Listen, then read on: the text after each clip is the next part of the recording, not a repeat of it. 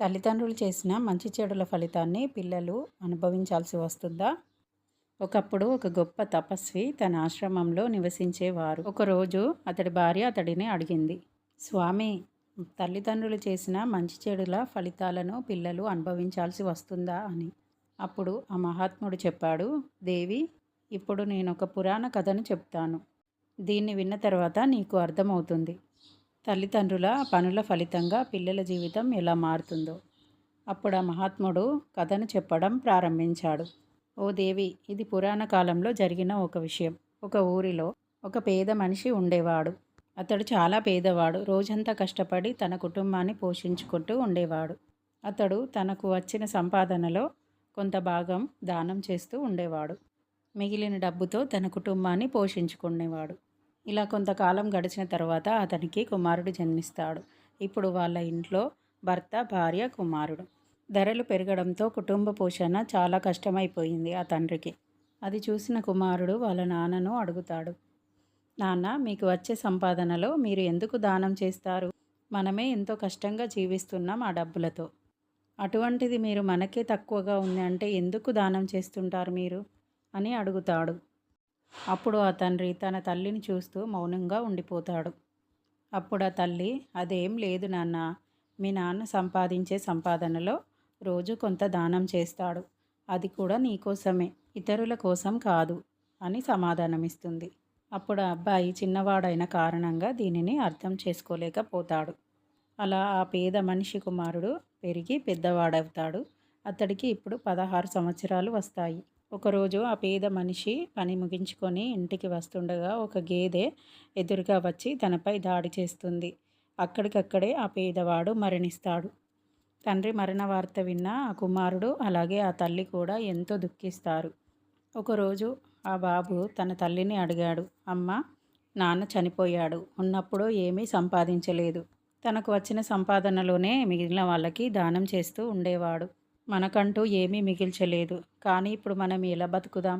మన కడుపు ఎలా నిండుతుంది అని అడుగుతాడు. అప్పుడు ఆ తల్లి చెప్పింది, పేదవారికి ఎవరు సహాయం చేయరు. ఆ భగవంతుడే ఉన్నాడు. ఆ భగవంతుడే మనకు సహాయం చేస్తాడు అని చెప్పింది. అమ్మ, అలా అనవద్దు. నేను ఇప్పుడే యమధర్మరాజు దగ్గరికి వెళ్ళి మన పేదరికాన్ని చూసైనా మన నాన్నను మనకు అప్పగించమని చెబుతాను. ఎలాగైనా ఆయనను బ్రతిమలాడి మన నాన్నను మన దగ్గరకు తీసుకువస్తాను అని చెప్తాడు. ఆ మాటలు విన్న తల్లి వద్దు అని వారిస్తుంది. మనము ఆయన దగ్గరికి వెళ్ళలేము అని చెప్తుంది. అతను తన తల్లి మాటలను వినిపించుకోలేదు. ఒకరోజు వాళ్ళమ్మ అతనిని ఒంటరిగా వదిలేసి గ్రామంలో పని కోసము బయటికి వెళ్ళిపోతుంది. అప్పుడు తన కుమారుడు తన తండ్రిని తీసుకొచ్చేందుకు తన తల్లికి తెలియకుండా యమధర్మరాజు దగ్గరికి వెళ్ళాలని నిర్ణయించుకుంటాడు. అనుకున్నది తరువుగా నడవడం ప్రారంభిస్తాడు. అలా నడవడం ప్రారంభించిన కొంతసేపటికి అలసట వస్తుంది. అలసిపోయి ఒక మామిడి చెట్టు దగ్గర కూర్చుంటాడు. అప్పుడు ఆ మామిడి చెట్టు మానవ స్వరంలో మాట్లాడుతూ, బాబు, నువ్వు ఎవరు, ఎక్కడికి వెళ్తున్నావు అని అడుగుతుంది. అప్పుడు ఆ బాబు, నేను ఒక పేదవాడి కుమారుడను. నేను యమధర్మరాజు దగ్గరికి వెళ్తున్నాను మా నాన్నను తీసుకురావడానికి అని చెప్తాడు. అతని మాటలు విన్న ఆ చెట్టు ఇలా అంటుంది, బాబు, నేను ఎన్నో ఏళ్ళుగా ఇక్కడ నిలబడి ఉన్నాను. నా చెట్టు యొక్క ఒక్క ఆకు కూడా కింద పడడం లేదు. నా కొమ్మలు కూడా అస్సలు ఎండిపోవడం లేదు. నా గత జన్మ పాపం ఏమిటో యమధర్మరాజుని అడిగిరా. నేను ఇంకా ఎన్నేళ్ళు ఇలా నిలబడాల్సి వస్తుందో అని. అప్పుడు ఆ బాబు ఇలా అంటాడు, నేను ఖచ్చితంగా యమధర్మరాజుకు నీ విషయమై అడిగి తెలుసుకొని వస్తాను అని అంటాడు. అలా చెప్పి ఆ బాబు మళ్ళీ నడక ప్రారంభిస్తాడు. అలా కొంత దూరం వెళ్ళగా అతనికి దారి మధ్యలో ఒక పెద్ద పాము కనిపిస్తుంది. ఆ పాముని చూసి అతడు భయపడి పారిపోతుండగా ఆ పాము మానవ స్వరంలో మాట్లాడుతూ, ఆగు, భయపడకు, ఎవరివి నువ్వు, ఎక్కడికి వెళ్తున్నావు అని అడుగుతుంది. అప్పుడు ఆ బాలుడు 2 చేతులు జోడించి, ఓ నాగరాజా, నేను ఒక పేదవాడి కుమారుడను. మా నాన్నను తీసుకురావడానికై యమధర్మరాజు దగ్గరికి వెళ్తున్నాను అని చెప్తాడు. బాబు, యమధర్మరాజు దగ్గరికి వెళ్ళినప్పుడు నా కోసం ఒక ప్రశ్న అడుగుతావా? నేను ఎన్నో ఏళ్ళుగా ఇలానే ఉంటున్నాను. నా శరీరంలో ప్రాణం ఉన్నా కానీ నేను కదలలేని స్థితిలో ఉన్నాను. చాలా దౌర్భాగ్యాన్ని అనుభవిస్తూ ఉన్నాను. నేను గత జన్మలో చేసిన పాపం ఏమిటో ఆ యమధర్మరాజుని అడిగి కాస్త నాకు చెబుతావా అని అంటుంది. అప్పుడు ఆ అబ్బాయి, సరే మీ ప్రశ్నను నేను తప్పకుండా యమధర్మరాజు గారిని అడుగుతాను అని చెప్పి అక్కడి నుండి మళ్ళీ నడక ప్రారంభిస్తాడు. అలా మరికొంత దూరం నడవగానే అతనికి ఒక రైతు కనిపిస్తాడు. ఆ రైతు, బాబు నువ్వెవరివి, ఇలా ఎండలో నడుస్తున్నావు, చాలా సున్నితంగా ఉన్నావు, ఎక్కడికి వెళ్తున్నావు, నువ్వు ఎవరివి అని అడుగుతాడు. అప్పుడు ఆ బాబు, నేను ఒక పేదవాడి కుమారుడను, మా నాన్న యమధర్మరాజు దగ్గర ఉన్నాడు, ఆయనను తీసుకురావడానికి నేను యమధర్మరాజు దగ్గరికి వెళ్తున్నాను అని సమాధానమిస్తాడు. అప్పుడు ఆ రైతు ఇలా అంటున్నాడు, బాబు దారిలో వెళ్ళే వారి దాహం తీర్చడానికి నేను ఎన్నో రోజుల నుంచి ఈ బావి తవ్వుతున్నాను, కానీ ఈ బావిలో మాత్రం నీళ్లు అస్సలు రావడం లేదు. చాలా లోతు వరకు తవ్వాను, కానీ నేను చేసిన పాపమేంటో నాకు తెలియడం లేదు. నువ్వు కాస్త యమధర్మరాజు దగ్గరికి వెళితే ఈ విషయము అడిగి ఏం చేస్తే ఇందులో నీళ్లు వస్తాయో కనుక్కొని నాకు చెప్పు అని అంటాడు. అప్పుడు ఆ బాబు, తప్పకుండా ఈ విషయాన్ని యమధర్మరాజు గారిని అడిగి తెలుసుకుంటాను అని తన నడక మళ్ళీ ప్రారంభిస్తాడు. కొంత దూరం వెళ్ళిన తర్వాత అతనికి ఒక పెద్ద చెరువు కనిపిస్తుంది. ఆ చెరువులో నీళ్లు త్రాగడానికి వెళ్ళి నీరు త్రాగుతుండగా ఒక బాతు పైన తేలుతూ కనిపిస్తుంది. ఆ బాతు, బాబు నువ్వు ఎవరివి, ఎక్కడి నుండి వస్తున్నావు, ఎక్కడికి వెళ్తున్నావు అని అడుగుతుంది. అప్పుడు ఆ బాబు, నేను మా నాన్నని తీసుకురావడానికి యమధర్మరాజు దగ్గరికి వెళ్తున్నాను అని సమాధానమిస్తాడు. అప్పుడు ఆ బాతు మాట్లాడుతూ, నా దగ్గర ఒక ప్రశ్న ఉంది, అది యమధర్మరాజు దగ్గర అడుగుతావా? నేను ఎన్నో ఏళ్ళుగా ఈ చెరువులోనే ఉంటున్నాను, నేను అస్సలు బయటికి వెళ్ళలేకపోతున్నాను. నేను మునుపటి జన్మలో ఏం పాపం చేశానో ఒకసారి యమధర్మరాజుని కనుక్కొని చెప్తావా అని అడుగుతుంది. దానికి అతను, సరే నేను ఖచ్చితంగా యమధర్మరాజును నీ ప్రశ్న అడుగుతాను అని ముందుకు సాగుతాడు. కొంత దూరం వెళ్ళి ఆ చెరువు అవతలి ఒడ్డుకు చేరుకుంటాడు. అక్కడికి వెళ్ళగానే ఒక కొంగ చనిపోయి ఉంటుంది. ఆ చనిపోయిన కొంగను దాటుతూ వెళ్ళగా ఆ కొంగ మానవ స్వరంలో మాట్లాడుతూ, బాబు నువ్వు ఎవరివి, ఎక్కడికి వెళ్తున్నావు అని అడుగుతుంది. అప్పుడు అతను, నేను ఒక పేదవాని కుమారుడను, నేను యమధర్మరాజు దగ్గరికి వెళ్తున్నాను మా నాన్నని తీసుకురావడానికి అని సమాధానమిస్తాడు. బాబు నువ్వు యమధర్మరాజు దగ్గరికి వెళ్తున్నావు కదా, నా ప్రశ్న ఒకటి అడుగు. నేను ఎన్ని రోజుల నుంచో చనిపోయి ఉన్నాను, కానీ నా శవం అస్సలు కుల్లడం లేదు. నీటి అలల తాకిడికి అటు వెళ్తుంది, మళ్ళీ ఒడ్డుకు కొట్టుకొస్తున్నాను, మళ్ళీ నీటిలోకి వెళ్తున్నాను, అయినా కూడా నా శరీరం అస్సలు కుల్లడం లేదు. ఈ శరీరము ఎందుకు కుల్లడం లేదో, నేను గత జన్మలో చేసిన పాపం ఏమిటో తెలుసుకొనిరా అని అంటుంది. అప్పుడు ఖచ్చితంగా నేను అడిగి తెలుసుకొని వస్తాను అని చెప్పి అక్కడి నుండి మళ్ళీ నడక ప్రారంభిస్తాడు. ఆ అబ్బాయి అలా నడుస్తూ నడుస్తూ యమపురికి చేరుకుంటాడు. యమధర్మరాజు దగ్గరికి వెళ్ళి నమస్కరించి చేతులు జోడించి ఇలా అడుగుతాడు, ఓ యమధర్మరాజా, మా నాన్న ఏడు, ఎక్కడ ఉన్నాడు? మా నాన్న ఉన్నప్పుడు వచ్చే కాస్త సంపాదనలో కొంచెం దానం చేస్తూ ఉండేవాడు. మేము ఆ కాస్త డబ్బులతోనే జీవితాన్ని కొనసాగించే వాళ్ళము. కానీ ఇప్పుడు మా తండ్రి కూడా లేడు. ఇప్పుడు మా అమ్మ నేను ఆకలితో అలమటిస్తున్నాము. దయచేసి మా తండ్రిని త్వరగా ఇంటికి పంపించండి అని అడుగుతాడు. అప్పుడు అది విని యమధర్మరాజు, సరే నేను మీ తండ్రిని ఇంటికి పంపిస్తాను, ఇప్పుడు ఇక్కడ కూర్చో అని దగ్గర కూర్చోబెట్టుకొని అతనికి భోజనం పెడతాడు. ఆ తర్వాత ఇంకా చెప్పు నీకేం కావాలి అని అడుగుతాడు. అప్పుడు ఆ బాబు తన దారిలో ఎదురైన అందరి ప్రశ్నలకు సమాధానం అడుగుతాడు. అప్పుడు ఆ యమధర్మరాజు తను అడిగిన ప్రశ్నలన్నింటికీ సమాధానం ఇస్తాడు. అప్పుడు ఇలా అంటాడు, బాబు ఇక నువ్వు వెళ్ళేటప్పుడు అందరికీ నా సమాధానాలను తెలియజెయ్యి.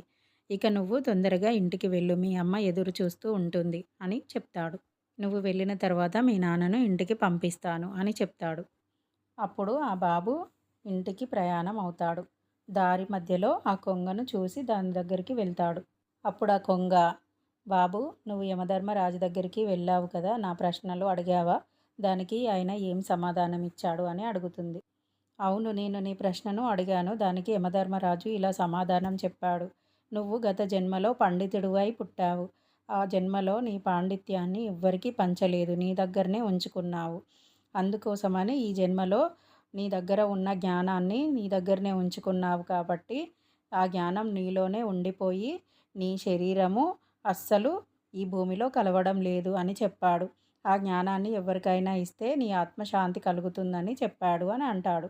అప్పుడు ఆ కొంగ సమాధానం ఇస్తూ, ఈ పరిస్థితిలో నేను నా జ్ఞానాన్ని వేరే వాళ్లకు ఇచ్చే సమయం లేదు, నువ్వే ఆ జ్ఞానాన్ని తీసుకో నాయనా అని తనకు ఉన్న జ్ఞానాన్ని మొత్తము ఆ బాలునికి ఇచ్చేస్తుంది. అలా ఇచ్చేసిన వెంటనే తనకి మోక్షం కలుగుతుంది.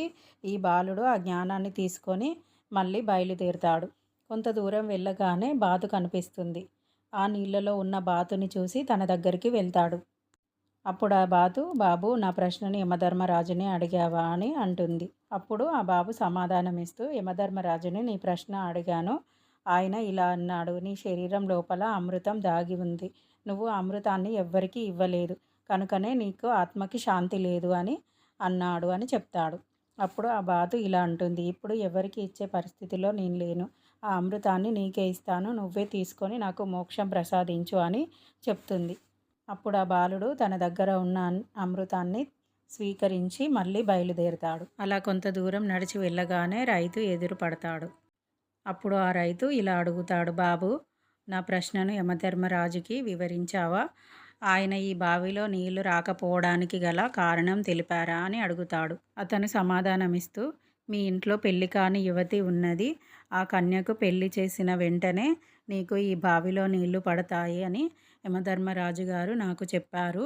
ముందుగా ఇంట్లో పనులన్నీ చేసిన తర్వాతనే ఇతరుల అవసరాలను తీర్చాలని ఆయన చెప్పారు.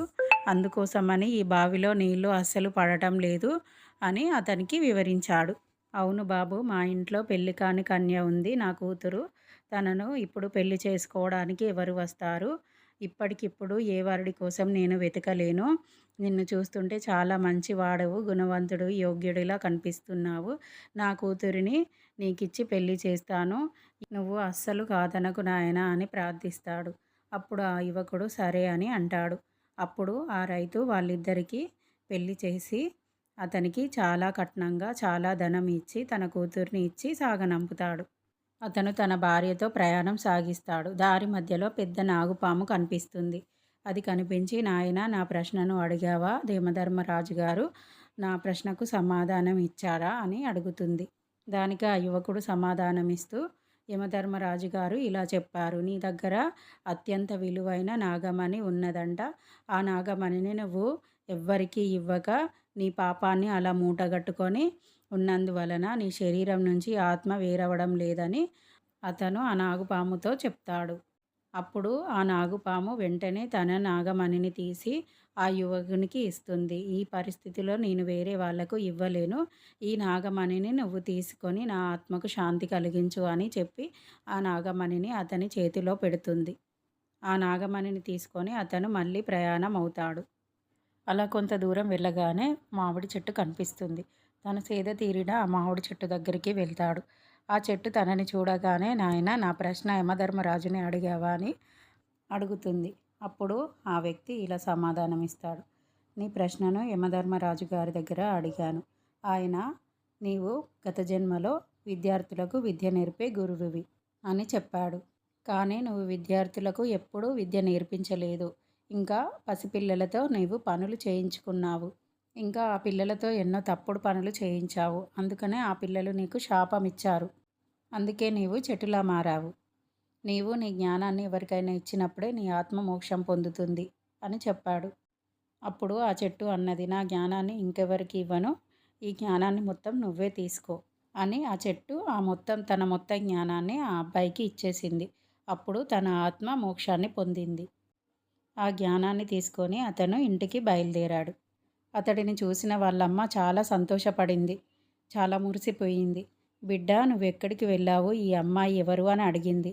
అతను ఆ వివరాలన్నీ చెప్పి జరిగిన కథ మొత్తం తన తల్లికి వివరించాడు. ఆమె ఎంతో మురిసిపోయింది. అప్పుడు ఆకాశంలో ఒక మెరుపు మెరిసింది. వాళ్ళ నాన్న కనిపించాడు. అప్పుడు ఈ అబ్బాయి నాన్న నాన్న అని పిలిచాడు. కానీ ఆయన ఆకాశం నుండే తనని ఆశీర్వదించి వెళ్ళిపోయాడు. అప్పుడు ఆ అబ్బాయి తెలుసుకున్నాడు, తన తండ్రి తిరిగి రావడం సాధ్యం కాదు అని. కానీ యమధర్మరాజు అతని తండ్రి చేసిన ధర్మఫలాన్ని ఈయనకు ప్రసాదించాడు. ఈ కథ ద్వారా మహాత్ముడు తన భార్యకు చెప్పాడు, పిల్లలు తమ తల్లిదండ్రులు చేసిన పాపపుణ్యాల ఫలితాలను ఎలా పొందుతారు, మన కర్మల ఫలితాలు మనకు ఎలా వస్తాయి అని. అలాగే మన తల్లిదండ్రులు చేసిన సత్కర్మల వల్ల మనకు ఫలితాలు ఎలా ఉంటాయో, మనం చేసిన మంచి పనుల వల్ల మన పిల్లలకు కూడా అలాంటి ప్రయోజనమే జరుగుతుంది. ఈ వీడియో కనుక నచ్చినట్లయితే తప్పకుండా లైక్ చేయండి, షేర్ చేయండి. కామెంట్ చేయండి. అలాగే నచ్చినట్లయితే తప్పకుండా సబ్స్క్రైబ్ చేసుకోండి. Thank you for watching.